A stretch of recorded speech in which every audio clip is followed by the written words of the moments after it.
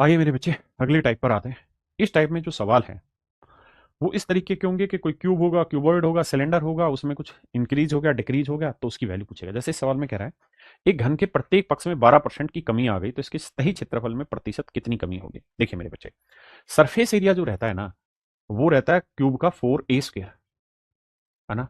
Total surface area लोगे तो 6a²। मैंने आपको पीछे ही बताया था कि जब भी कंपैरिजन पूछा जाए, फ्रैक्शन पूछा जाए, परसेंटेज पूछा जाए, रेशियो पूछा जाए, तो जो कांस्टेंट टर्म है उसे इग्नोर कर दो। 4 और 6 तो कांस्टेंट है क्योंकि छोटा क्यूब हो बड़ा क्यूब हो हर जगह 4 और 6 रहेगा।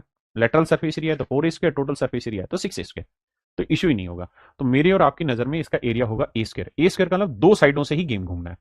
एक तरीका तो मैं ये कर सकता था कि भाई 12% की पहले में कमी की, दूसरे में भी 12% की कमी की, बस सीधा सीधा लगा देते हैं। तो 12 12 24 तो ये हो गया, और प्लस में आएगा 1.44। आप कहें प्लस में क्यों आएगा, क्योंकि माइनस माइनस से गुना करेंगे प्लस होगा और बटे 100 आना है।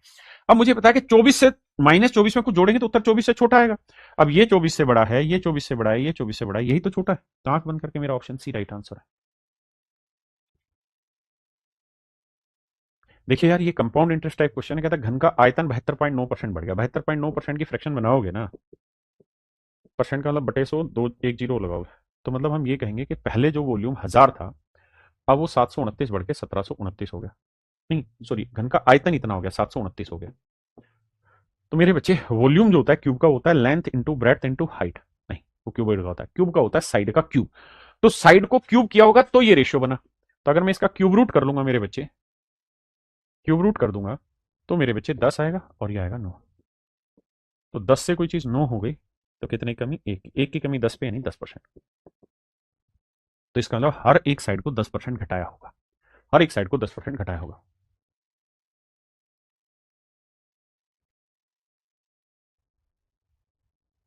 देखिए बाबू, सवाल में कह रहे एक आयत कि लंबाई 13% बढ़ाई, चौड़ाई 13% ना, एक घटाई, लंबाई 13% घटाई, चौड़ाई 13% बढ़ाई, तो क्षेत्रफल में क्या होगा। तो जब भी आप किसी चीज में x% का इंक्रीज करो और x% का डिक्रीज करो तो it is always make a decrease of x² by 100%। तो 13 का वर्ग 169/100 यानी 1.69। तो मतलब 1.69% की कमी आई। हाँ जी।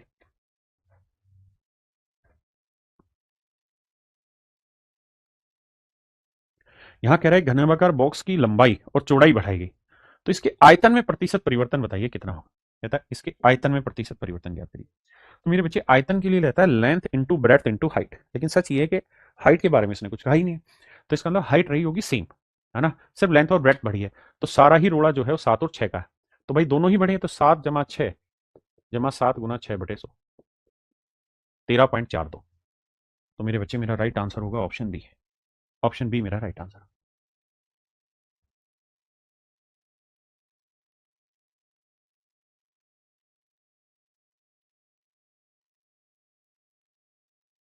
देखिए मेरे बच्चे, सवाल में ये कह रहा है कि अगर किसी क्यूबॉइड की लेंथ और ब्रेथ दोनों 50-50% बढ़ा दी जाए तो बताओ उसकी हाइट में क्या सीन बैठाएं कि वॉल्यूम में कोई सीन ना बैठे। कहता है उसकी हाइट में क्या सीन बैठाएं कि वॉल्यूम में कोई सीन ना बैठे। देखो भाई 50% की फ्रैक्शन होती है 2/3, मतलब 1/2। तो समझो कि वो कह रहा है लेंथ भी हो गई 2 से 3, हाइट चौड़ाई भी, लेंथ थी और ब्रेथ भी होगी 2 से 3। तो सवाल में मुझसे ये कह रहा है कि बताओ यार फिर इसकी हाइट में क्या चेंज करें, यानी जो इसकी हाइट है वो कितने से कितनी कर दें कि यहां वाला रिजल्ट और यहां वाला रिजल्ट बराबर आ जाए। तो खुद ही सोच के देखिए, ये 3 × 3 = 9 है, ये 2 × 2 = 4 है, तो मतलब यहाँ 9 करना पड़ेगा और यहाँ 4 करना पड़ेगा, तभी तो कट के मेरे राजा सेट हो गए डाटा। 4 से 2 × 2 = 4, 3 से 3 × 9 से 9 गया, है ना। तो यानी हाइट 9 से 4 लानी पड़ेगी, तो कितने की कमी, 5 की। 5 की कमी मेरे राजा 9 पे, तो 100 पे कितना, 1/9, 11 से 1/9, 5/9, 55 सही, 5/9। यानी मेरे बच्चे ऑप्शन बी मेरा राइट आंसर है। ऑप्शन बी मेरे बच्चे मेरा राइट आंसर। आप चाहें इसे सक्सेसिव से भी उठा सकते हैं और फिर वापसी ला सकते हैं, मर्जी।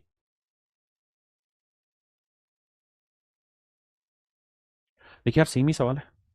कहते हैं घनाभाकार बॉक्स की लंबाई और चौड़ाई 12-12% बढ़ा दी गई। 12% की फ्रैक्शन 3/25, तो 25 से हो गई 28। बिल्कुल ठीक है। फिर 25 से हो गई 28। तो कहता है कि इसकी हाइट में क्या चेंज करें कि वॉल्यूम सेम रहे। तो भैया सीधा है, खत्म करके बराबर लाना है ये चीजें दोनों जगह, क्योंकि कोई चेंज नहीं चाहिए हमें वॉल्यूम में। तो हमें क्या करना पड़ेगा, 28 28 कितना होता है, 28 का मतलब वर्क कर लो। तो भाई ये आया 784, और ये आएगा 25 25 625। इसका मतलब जानते हो क्या होगा, इसका मतलब ये होगा कि सर 784 से 625 करना है, तो कितने की कमी करनी होगी। 14 में 5 गया 9, है ना। अरे ऑप्शन दूर दूर खेल देंगे। 14 में 5 गया 9, और यहाँ बचा 7, 7 में 2 गया 5, और 7 में 6 गया 1, यानी मेरे प्यारे बच्चों 159 की कमी करनी होगी हमें 784 पे। तो सवाल में कह रहा है बाबू 100 पे कितनी, ये हमारा आंसर होगा। अब मेरे बच्चों थोड़ा दिमाग दौड़ाओ कि मान लो यहाँ 159 की जगह मैं 60 लिख लूँ और यहाँ 784 की जगह मैं 800 लिख लूँ, तो आप ये बात तो जानते हैं कि एक 16 एकम 16 16 5 जैसे 1/5 यानी 20% आंसर होगा। यानी मेरा आंसर 20% होगा। लेकिन सच बात यह है कि ये 800 से छोटा डाटा है और एक हमने ऊपर भी बढ़ाया था, तो मेरा आंसर 20% से जस्ट थोड़ा सा ही बड़ा होगा, बहुत ज्यादा बड़ा नहीं होगा। तो मेरे भाई 20 से ये तूफान है, ये भी बहुत बड़ा है तूफान है, ये 20 से छोटा है, तो मेरे बच्चे ऑप्शन सी मेरा यहाँ राइट आंसर हो गया।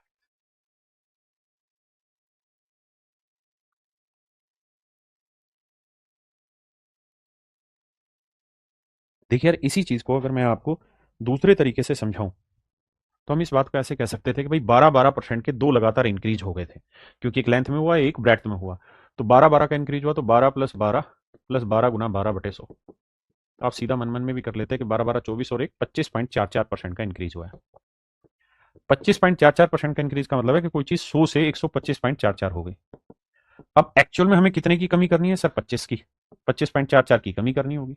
तो मेरे भाई 25.44 की कमी करनी है 125.44 पे, तो 100 पे कितना? तो यार अप्रोक्सीमेशन लेना सीखो। 25 एकम 25, 25 5 125, 1/5 यानी 20%। तो लगभग 20% मेरा आंसर ही है। सेम यही कहानी हम पिछले वाले में भी कर सकते थे, यहाँ पे भी, कि भैया अगर 50-50% का इंक्रीमेंट टेकेगा वो लाके, 50-50% दो बार करेगा, तो बाबू 50 जमा 50 जमा 50 गुना 50/100 होगा। तो ये आएगा मेरे बच्चे 125%। इसका मतलब मेरे प्यारे बच्चों ये हुआ कि उसकी लंबाई और चौड़ाई में 125% का हमने इंक्रीज कर दिया, यानी 100 से वो चीज हो गई 225। तो कितने की कमी करें मेरे बच्चे? तो 125 की कमी करें। तो 125 की कमी करनी है 225 पे, तो 100 पे कितना, ये मेरा सवाल है। तो आप कहेंगे 25 5 125, 25 9 में 225, 5/9। तो आप चुनिए कौन सा मेथड आपके लिए बेस्ट है, किस में आप ज्यादा इजी पा रहे हैं अपने आप को।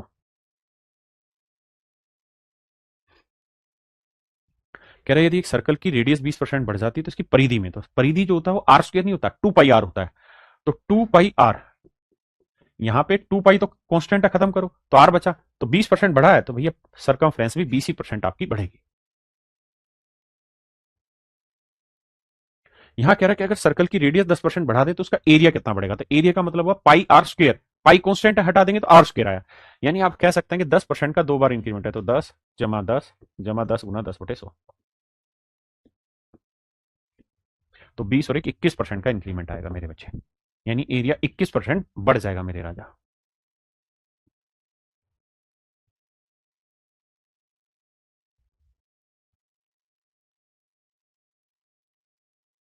देखिए यार, सवाल में कह रहा है कि यदि ये गोले की त्रिज्या 48% घटा दी जाती है तो इसके स्थायी क्षेत्र में कितना परसेंट परिवर्तन होगा। एरिया मतलब आर स्क्वायर, यानी दो बार चेंज होना है।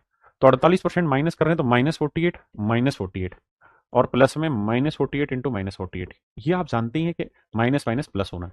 यह आएगा 96, और इसे जब सेटल करोगे तो 8 का वर्ग होता है 64, 8 चौक 32 दूनी 64, और 6 70, और 4 का वर्ग 16, और 7 23, तो यह आएगा 2304। फिर से समझाता हूँ भाई, 8 का वर्ग 64 हासिल 6, 8 चौक 32, 32 का डबल 64, 64 और 6 70, 7 4 चौक 16 और 3 7, 16 और 7 23, तो यह आएगा 23.04। तो ये 23.04 यानी 23% का इंक्रीमेंट होना है। तो 6 में 3 गया 3, 9 में 2 गया 7, यानी मेरा आंसर 73 से थोड़ा छोटा होगा। 73 से थोड़ा छोटा केवल और केवल मेरे बच्चे ऑप्शन बी है।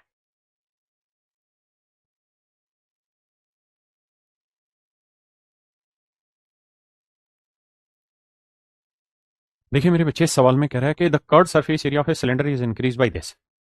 मेरे बच्चे सवाल में कह रहा है कि जो एरिया है ना वो इंक्रीज हो गया है, यानी ये ओल्ड है तो ये न्यू है। तो एरिया जो है मेरे बच्चे वो कहता है 20% बढ़ गया, 20% की फ्रैक्शन 1/5, यानी एरिया पहले 5 था तो अब नया एरिया हो गया 6। और सवाल में कहता है कि इसकी जो हाइट है मेरे भाई, वो कहता है 4% घट गई, यानी 1/25, यानी इसकी हाइट जो थी वो हो गई मेरे भाई 25 से 24। बिल्कुल ठीक।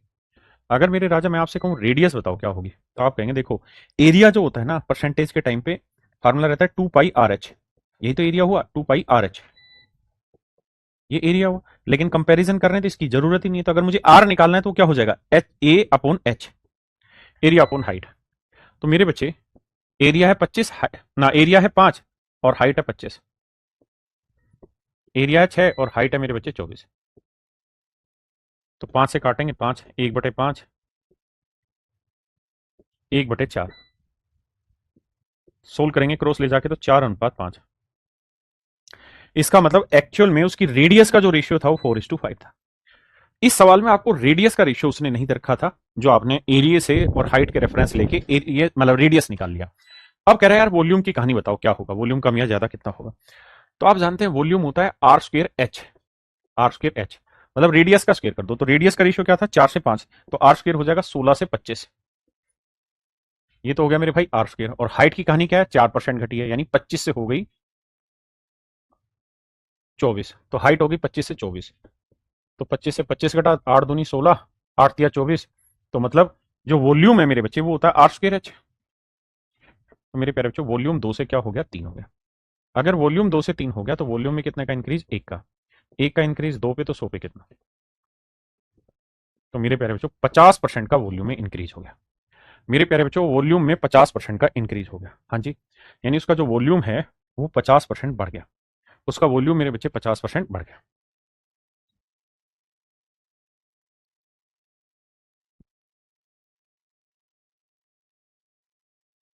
देखिए मेरे बच्चे सवाल ने कहा कि विकास ने 3 परीक्षाएं दी, उसमें जो अंकों का अनुपात प्राप्त किया वह 3:5:6 था। एक क्वेश्चन ने 3 परीक्षाएं दी, मान लीजिए ए, बी और सी 3 पेपर दिए। कहता है इसमें जो नंबर उसे मिले हैं वो 3, 5 और 6 नंबर मिले। और सवाल में कह रहा है कि जो मैक्सिमम मार्क्स थे वो 7, 11 और 10 थे। ये है मेरे बच्चे MM का रेशियो और ये था स्कोर का रेशियो। ठीक है जी। कह रहा है यदि उसने कुल मिलाकर 50% अंक प्राप्त किए हैं, कहता है उसके कुल मिलाकर जो नंबर आए वो 50% है, तो उसने कितनी परीक्षाओं में 50% से अधिक नंबर हासिल किए। कहता है कितनी परीक्षाओं में 50% से अधिक नंबर हासिल किए।